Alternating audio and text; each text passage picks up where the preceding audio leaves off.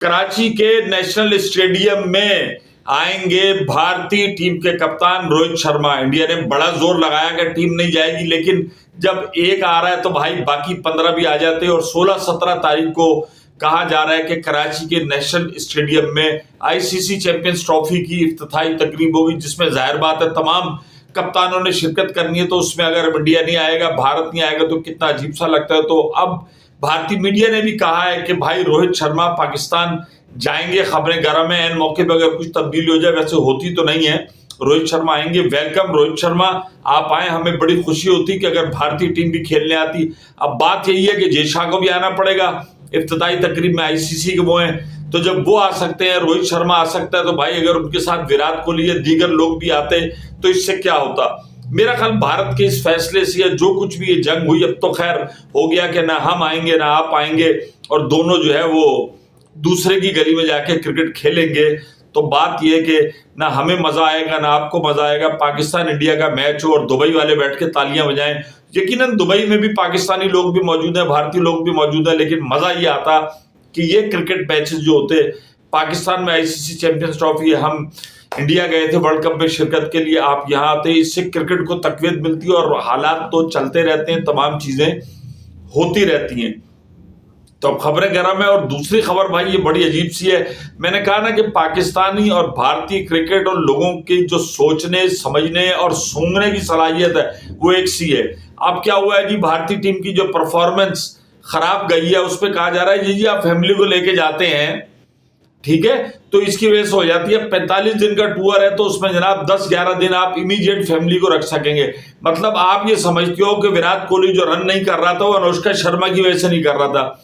अबे भाई, किसी की बीवी पत्नी जो भी हो, वो हमने जब देखा कि इधर वो पता चला विराट कोहली भाई अगर बैटिंग नहीं कर रहे हैं तो वो हवाइयां जो है वो अनुष्का शर्मा की उड़ी हुई है। हर बीवी पाकिस्तान और इंडिया के अंदर इसी तरह होती है, चाहती है कि उसका शौहर परफॉर्म करेगी। और बात है कि हर जगह के शौहर जो है वो निकट्ठू होते हैं, काम नहीं करते, लेकिन बीवियां ज्यादा काम कर रही होती है। तो ये अजीब और गरीब किस्म की पाबंदी होती है। मुझे अच्छी तरह याद है कि ऑस्ट्रेलियन खिलाड़ी, उन्होंने कहा अपन लोगों को कोई फर्क नहीं पड़ता, वो ज़हनी तौर पे इतना तैयार होते हैं कि मैच खत्म हो उसके बाद तुम क्लब में जाओ, ये करो, 4 बजे तक जागो, 3 बजे तक जागो, जो मर्जी करो, लेकिन मैच के अंदर तुम्हें 100% परफॉर्मेंस देनी है। ये तो हमारे यहाँ भी हुआ कि जी कर्फ्यू टाइम है, लड़कों को जैसे मुर्गियों को चुन चुन के दड़बों में बंद करते थे। 40-45 दिन के जब बड़े टूर होते हैं तो उसमें अगर कोई बीवियों को, और भारत में तो गर्लफ्रेंड को भी इजाजत होती है। यही विराट कोहली जब शादी नहीं हुई थी तो उन्होंने स्पेशल परमिशन लेकर वो उनके साथ अनुष्का शर्मा ने ट्रैवल किया और कई टूर्स के ऊपर रही।